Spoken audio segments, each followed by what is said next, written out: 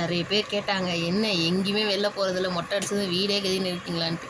அந்த நேரம் பார்த்து என் ஃப்ரெண்டு அவள் கல்யாணத்துக்கு கூப்பிட்டாதா நடு ரோட்டில் நிற்கிறோம். இல்லை சாந்தோம் சர்ச்சுக்கு எதிர்க்க இருக்க மண்டபத்துக்கு வந்திருந்தோம்.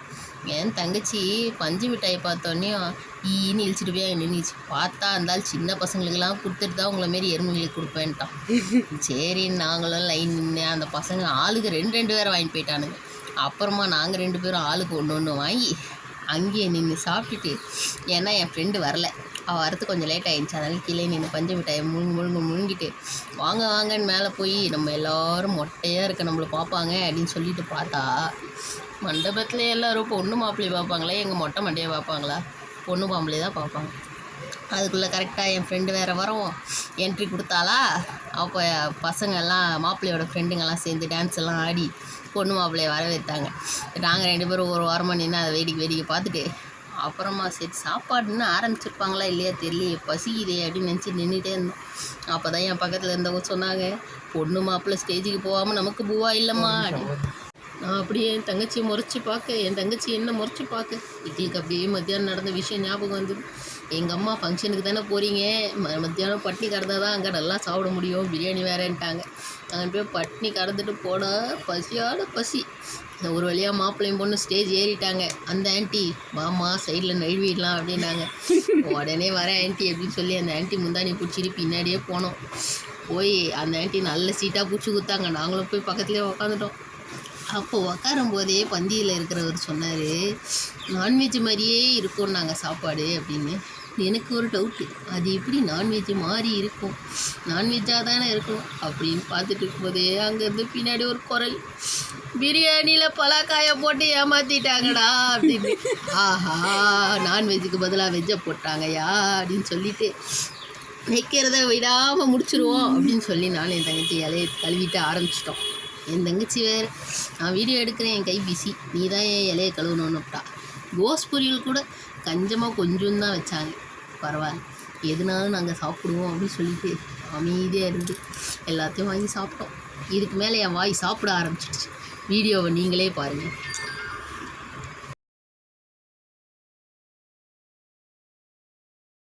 இலையில மீன் துண்டு மாரி ஒன்று வந்து விழுந்தோடனே என் தங்கச்சி, அக்கா பரவாயில்ல வஞ்சர மீனாவது வச்சுருக்காங்களேன்னு.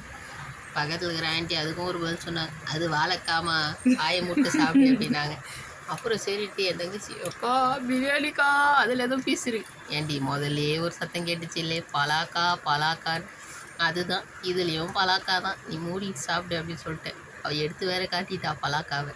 ஆனால் பார்க்க சிக்கன் மாதிரி தான் இருக்குது லைட்டாக. அப்படியே சாப்பிட்டுட்டு இருந்தோமா, பாயசத்தை வேறு ஊற்றுனாங்க. சரி பாயாசமாவது மிச்சம் வந்தது அப்படின்னு சொல்லிட்டு இதெல்லாம் சாப்பிட்டுட்டு இருக்கிறேன். நான் பாட்டு கட என் பழக்கம், என் தட்டில் எதை வைக்கிறாங்களோ நான் எதையும் வேஸ்ட் பண்ணாமல் சாப்பிட்ருவேன். இந்த சனியை வீடியோ எடுத்துக்கிட்டு இப்படியே மதப்பினுக்குது. நான் பாருங்க என் தட்டு எப்படி வைக்க காலியாவது பாருங்க. இதில் வேற அந்த இலையை வேற காட்டுறான். என்கிட்ட கேட்க கூட மாட்டேங்கிறாங்க வைக்கணுமா வேணாமான்ட்டு. அதனாலேயே எல்லாத்தையும் வச்சுட்டு வேற போயிடுறாங்க. சாப்பிட தானே வந்து அது இன்னொரு காமெடி, அக்காவுக்கு மட்டும் கரெக்டாக குழம்பு ஊற்றிட்டு எனக்கு ரசத்தை ஊற்றிட்டாங்க தெரியுமா. எனக்கு கார குழம்பு ஊற்றிட்டாங்க, ஆனால் எனக்கு ரசம் வேணும். இந்த சனியனுக்கு ரசத்தை ஊற்றிட்டாங்க. இலையவா மாற்ற முடியும், வச்சதை தின்னு. அதுக்குள்ளே இந்த நாய் பக்கத்தில் உட்காந்தாலே ஏதாவது ஒன்று திருடினேங்குது.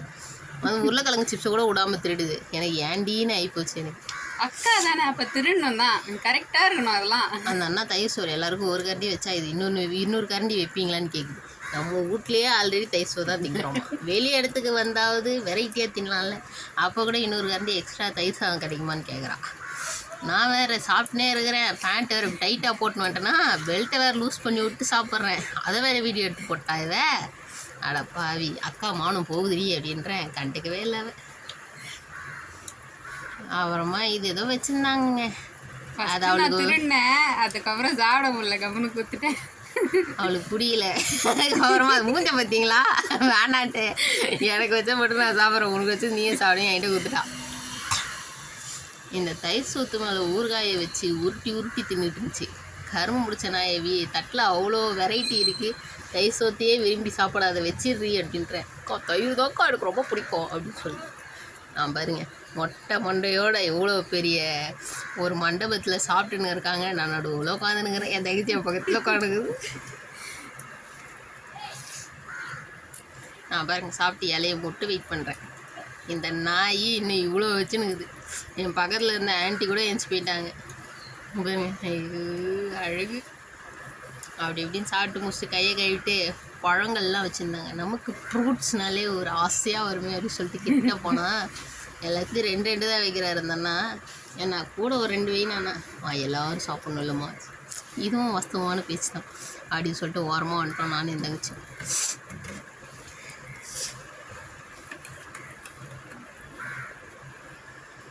தர்பூசணி தான் வாய்க்குள்ளே நுழையில, ரொம்ப பெரிய பீஸா கொடுத்துட்டாங்க. உன் வாய் பெரிய வாய் தான், பரவாயில்லையே. எங்களுக்கு இந்த திராட்சை பிடிக்கவே இல்லை. என் தங்கச்சிக்கு வேறு தொடும்பில்லாத திராட்சை வேணாக்கா அப்படி சொல்லிட்டா. நானும் அவள் பேச்சை மதிச்சு வேணாம் அப்படி சொல்லிட்டேன்.